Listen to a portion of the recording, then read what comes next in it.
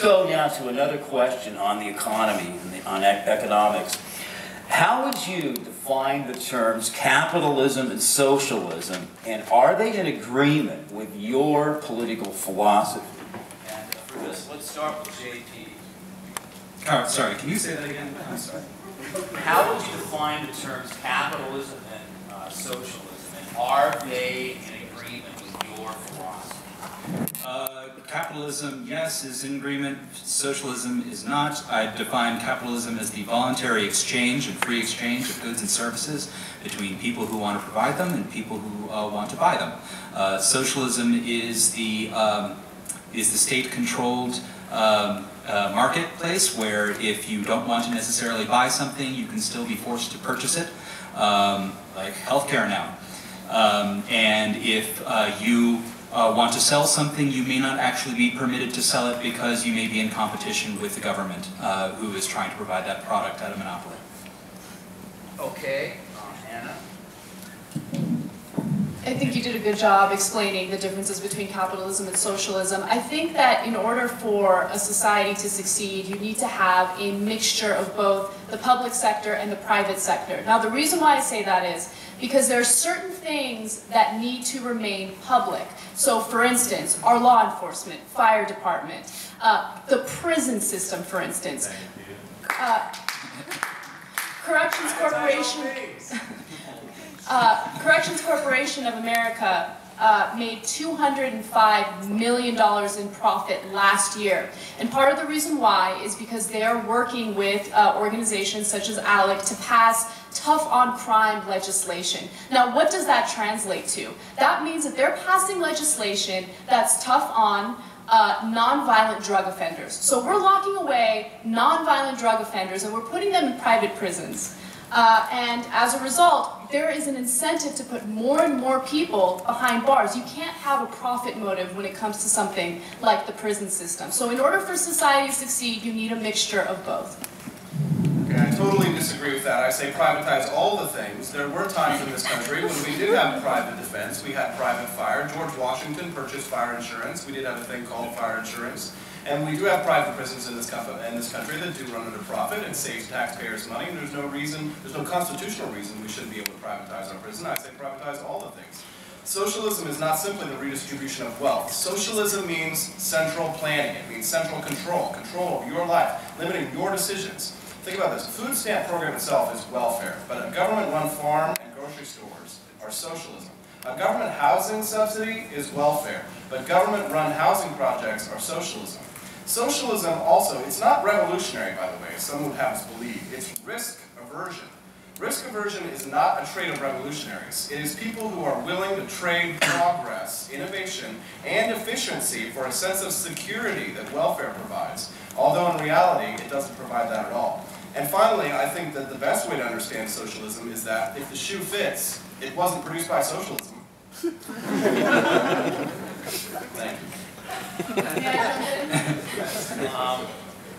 Yeah, we have 3 minutes for question. Okay. When it comes to certain things, you cannot operate based on a profit motive.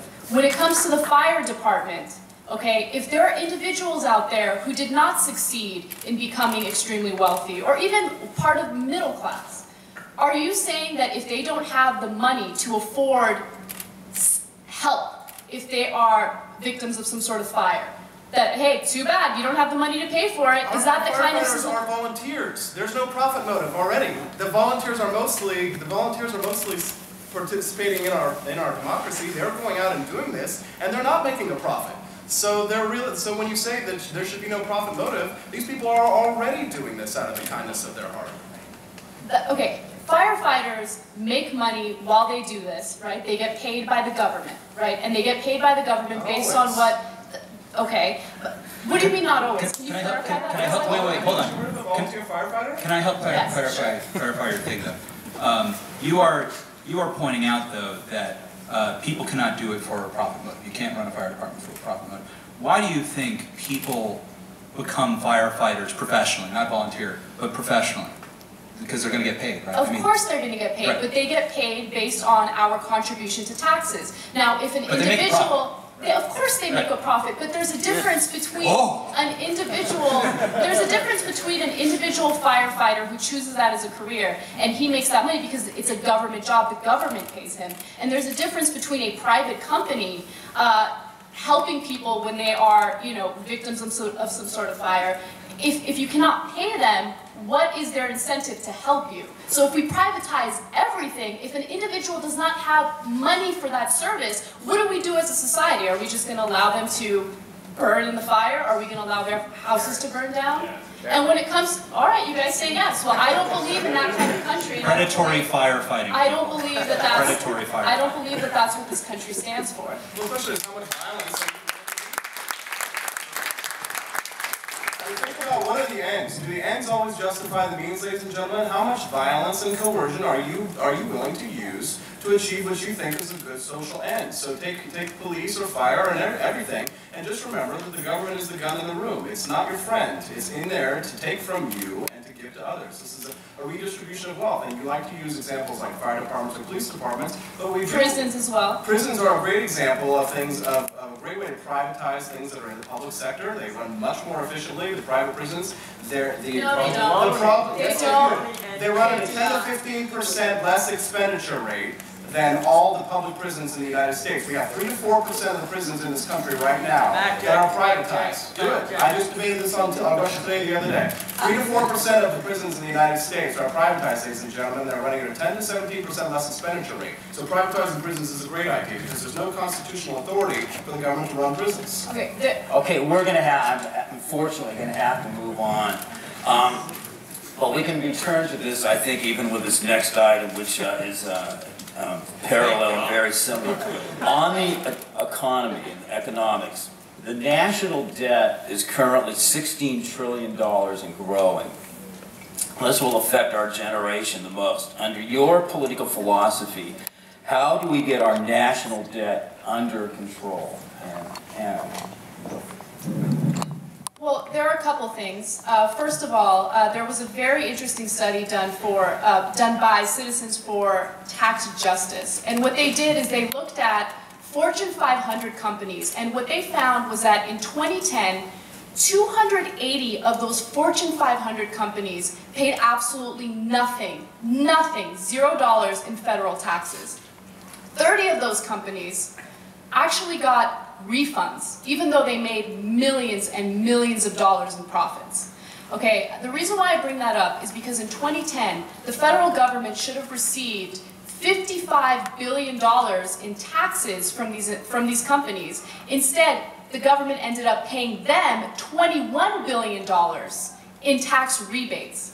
Now, that's the problem with our economy right now. We have too many tax loopholes. Oftentimes conservatives, maybe libertarians will argue that, our corporate taxes are too high, it's a big deal. No, they're not too high. If you really look at it, if you look at the tax loopholes, they're a real problem right now. And they're adding to the deficit, they're adding to the national debt. It's a real problem. Another thing that I would bring up is the cost of war. We're spending way too much money to meddle in situations abroad, Iraq, Afghanistan. We've spent trillions of dollars on those wars. Libya. Libya, let's get out of there. 30. Yeah, we need to get out. Okay.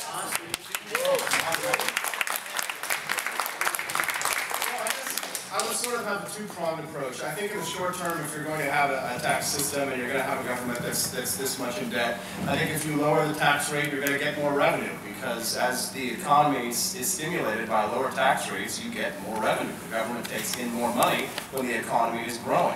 I think in the long term, I'd like to see some debt repudiation. I think I'd like to see a little bit of liquidation. I'd like to see this debt taken off the books. I never signed any social contract that guaranteed that I would pay this debt, so I don't feel like I owe this debt. And I think that it's totally wrong for us to be expected to pay. Our forefathers brought forth on this continent a new nation. They did not bring forth on us $16 trillion in debt. I'd say that we need to say it's time to say no. We do not have to pay back debts that we never incurred. This generation, 50% of you are not going to be able to get jobs when you graduate from college, ladies and gentlemen. That's the economy that you're walking into right now. For every one job that has been created since President Obama took office, 6 people have stopped looking for work. So if we want to solve the problem of the national debt, we need to have a real serious conversation about how the debt was incurred, who it's owed to, how we can possibly pay it back, or how we might go through bankruptcy and liquidation, because that's what you have to do sometimes.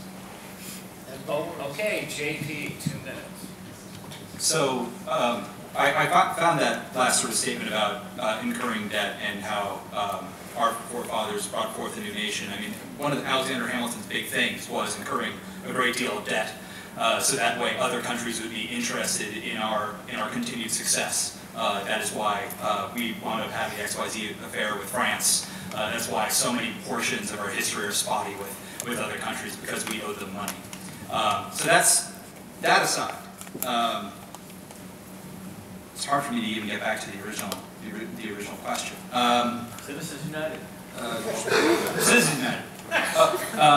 Well, but to also dispute one of the other things that was brought up, our corporate income tax, our corporate tax rate is incredibly high if you look at other industrialized nations. And the reason that we need to lower it, the reason it should be lowered, is because we need to be competitive with other countries. You want to talk about why manufacturing is leaving this country. You want to talk about why outsourcing is happening, why China is getting more of these jobs. Well, it's because it's cheaper to do business there. If you want growth, you make the conditions better in this country. And I want as many people to have jobs as possible. And the only way that you can do that is you allow companies to make investments in their own company. I mean, there's this caricature that we're constantly hearing bandied about, that you have these super wealthy people that are pouring unlimited funds into Congress or whatever. But what it really comes down to is we have an entrepreneurial society, and we want to encourage that entrepreneurial society to grow, for more people to have opportunities to create their own businesses. And, one of the ways in which we can do that is by lowering the corporate tax rate. May I jump in? Just hold on just a second here.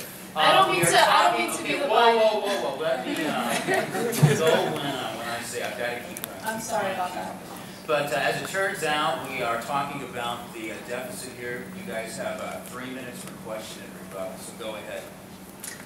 Okay, so I actually wanted to reply to a few things that JP mentioned. It's kind of incredible that the corporate tax rate argument comes up even after I mentioned that the federal government gave corporations a $21 billion tax rebate in 2010. The corporate tax rate is irrelevant when you look at the loopholes. We've given these corporations tremendous incentives to keep these jobs here, but we have also given them incentives to take jobs abroad because of the fact that labor is much less expensive there. Okay, look at the human rights violations in China right now. They barely pay their employees. And another issue is that Better than child prostitution. That's true. and another problem is, what was I going to say? We allow corporations to make deductions on their profits, even though they have shipped jobs abroad. Now, the Obama administration had proposed an end to those deductions, but Congress was not in favor of that, right? Wouldn't that keep jobs here if we gave them more of an incentive to keep them here?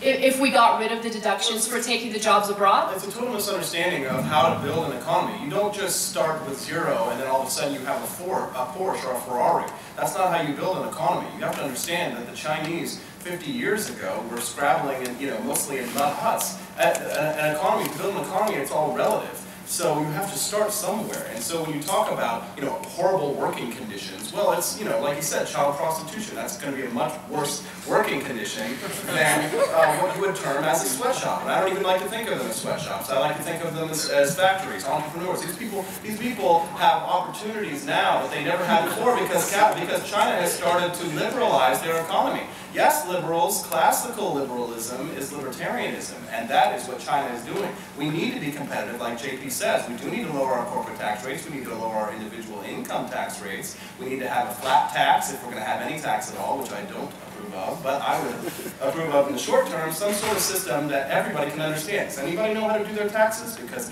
I sure don't. I have to go and pay someone else to do it. How much efficiency do we lose every year just by having to fill out these tax forms? How much time do you waste trying to fill out tax forms? We'll start a business. I did last year, and I lost money. You know why? Because I spent a lot of money and time just trying to do my taxes because I couldn't fill out these forms. There's no way that we're going to be able to build a capitalist economy and go from zero to Ferrari if we don't take a more liberal, classical liberal approach to our regulatory body. The original question was, how would we get the budget back together? Well, the reason that we have such a deficit, you're right, the wars contribute, we should wind those down. Absolutely, there needs to be tax reform, but it doesn't mean just taxing people at the top because you're not even going to get close to the kind of revenue that you need in order to close this gap. The thing that we actually need to engage in is entitlement reform. And part of the problem there is that you have very vocal constituencies that are telling their congressmen, don't touch these entitlements. And you can understand why. It's a completely understandable position. They have paid into these entitlements, and they plan their lives, they plan their retirements on the basis of what they would get out of it. The problem, though, is that it's unsustainable. And so how do we fix that? Ryan came up with one plan. A lot of people don't like it, but the president has not put anything on the table. Congress has been wholly unwilling, even through the Republican presidency. Congress has been totally unwilling to put anything forward that would fix this problem. Actually, they did try to address Social Security reform. And just remember, ladies and gentlemen, not all taxes must be coercive. There are taxes that are voluntarily paid sometimes. For example, sales tax is a perfect example of a non-forced tax. And the lottery is also a form of a voluntary tax. Okay, we have to move on here. We have to move on. I'm sending smoke signals, Tonto style.